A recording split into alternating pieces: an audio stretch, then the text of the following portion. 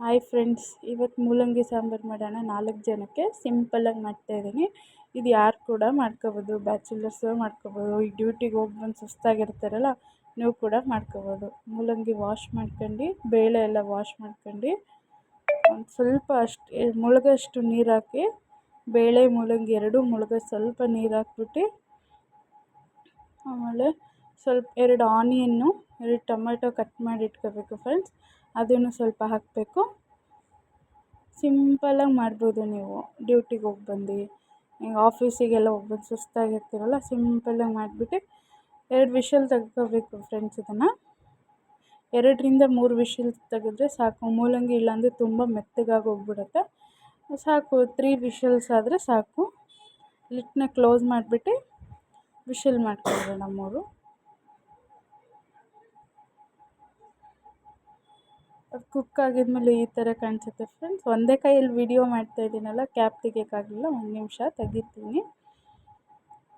ಸಿಂಪಲಾಗಿ ಮಾಡ್ಬೋದು ಫ್ರೆಂಡ್ಸ್. ಇದು ನೋಡಿ, ಕುಕ್ ಆದಮೇಲೆ ಈ ಥರ ಆಗುತ್ತೆ. ಸೌಟ್ ತೊಗೊಂಡು ತಿರುಗಿಸಿ ನೋಡಬೇಕು ಒಂದು ಸರ್ತಿ, ಬೇಳೆ ಎಲ್ಲ ಬೆಂದಿದೆಯೋ ಇಲ್ವೋ ಅಂತ ಚೆಕ್ ಮಾಡಿ ನೋಡಬೇಕು. ಬೆಂದಿದೆ, ಚೆನ್ನಾಗಿ ಬೆಂದಿದೆ. ತುಂಬ ವಿಷಲ್ ತೊಗೊಂಡ್ಬಿಟ್ರೆ ಮೂಲಂಗಿ ಎಲ್ಲ ಕರಗೋಗ್ಬಿಡುತ್ತೆ ಫ್ರೆಂಡ್ಸ್. ಆಮೇಲೆ ಒಗ್ಗರಣೆ ಹಾಕಬೇಕು. ಕೈ ಒಬ್ಬಳೇ ವೀಡಿಯೋ ಮಾಡ್ತಾಯಿದ್ದೀನಲ್ವ, ಅದಕ್ಕೆ ಈ ಥರ ಒಗ್ಗರಣೆ ಹಾಕೋ ವಿಧಾನ ತೋರಿಸ್ತೀನಿ ನಿಮಗೆ. ಸ್ವಲ್ಪ ಎಣ್ಣೆ ಹಾಕ್ಬಿಟ್ಟು, ಎಣ್ಣೆ ಚೆನ್ನಾಗಿ ಕಾಯಬೇಕು ಫ್ರೆಂಡ್ಸ್. ಹಂಗೆ ಹಾಕಿದರೆ ಎಲ್ಲ ಹಸ್ಕ ಆಗಿಬಿಡುತ್ತೆ, ಚೆನ್ನಾಗಿರಲ್ಲ. ಸ್ವಲ್ಪ ಉಗುರು ಬೆಚ್ಚಗಾದರೆ ಸಾಕು. ಆಮೇಲೆ ಸ್ವಲ್ಪ ಸಾಸಿವೆ ಹಾಕ್ಬಿಟ್ಟು ಅದು ಚಟಪಟ ಅನ್ನೋವರೆಗೂ ಒಂದು ಸ್ವಲ್ಪ ವೆಯ್ಟ್ ಮಾಡಬೇಕು ಫ್ರೆಂಡ್ಸ್. ಇಲ್ಲಾಂದರೆ ಕಹಿ ಆಗಿಬಿಡುತ್ತೆ. ನಿಧಾನಕ್ಕೆ 1-2 ಮಿನಿಟ್ಸು ಸಾಸಿವೆ ಹಾಕ್ಬಿಟ್ಟು ಸ್ವಲ್ಪ ಜೀರಿಗೆ ಹಾಕೋದು. ಸಾಸಿವೆ ಜೀರಿಗೆ ಹಾಕಿ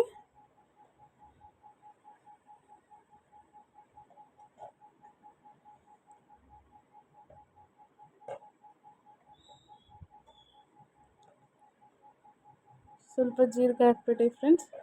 ಆಮೇಲೆ ಸ್ವಲ್ಪ ಬೆಳ್ಳುಳ್ಳಿ ಹಾಕಿ, ಆಪ್ಷನಲ್ ಇದು, ನಿಮಗೆ ಬೇಕಂದರೆ ಹಾಕ್ರಿ, ಇಲ್ಲಾಂದರೆ ಇಲ್ಲ. ಟೇಸ್ಟ್ ಚೆನ್ನಾಗಿರುತ್ತೆ ಅಂತ. ಸ್ವಲ್ಪ ಕರಿಬೇವು, ಆಮೇಲೆ ಒಂದು ಸರ್ತಿ ಸೌಟಲ್ಲಿ ಹಿಂಗೆ ಮಾಡಬೇಕು, ಇಲ್ಲಾಂದರೆ ಸೀದೋಗಿಬಿಡುತ್ತಲ್ವ ಬೆಳ್ಳುಳ್ಳಿ ಎಲ್ಲ, ಅದಕ್ಕೆ ಒಂದು ಸರ್ತಿ ಹಿಂಗೆ ಮಾಡಬೇಕು. ಆಮೇಲೆ ನಾವು ಕುಕ್ ಮಾಡ್ಕೊಂಡಿದ್ವಲ್ಲ ಅದಕ್ಕೆ ಹಾಕಬೇಕು.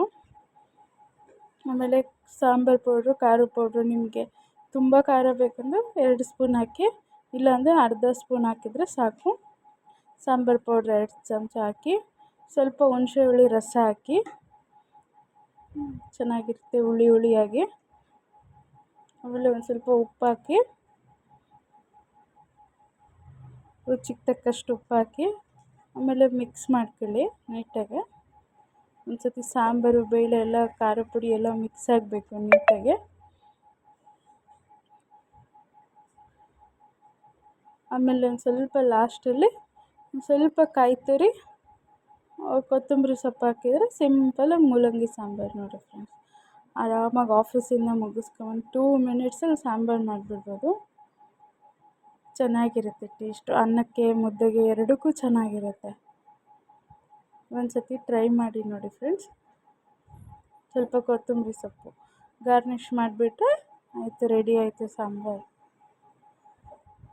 ಸಿಂಪಲಾಗಿ ಬೇಳೆ ಮತ್ತು ಮೂಲಂಗಿ ಸಾಂಬಾರು ಮಾಡುವ ವಿಧಾನ ನಿಮಗೆ ತೋರಿಸಿದ್ದೀನಿ. ನನ್ನ ಚಾನಲಿಗೆ ಹಿಂಗೆ ಸಪೋರ್ಟ್ ಮಾಡಿ ಫ್ರೆಂಡ್ಸ್. ಲೈಕ್, ಶೇರ್, ಕಮೆಂಟ್ ಎರಡೂ ಮಾಡಿ ಫ್ರೆಂಡ್ಸ್.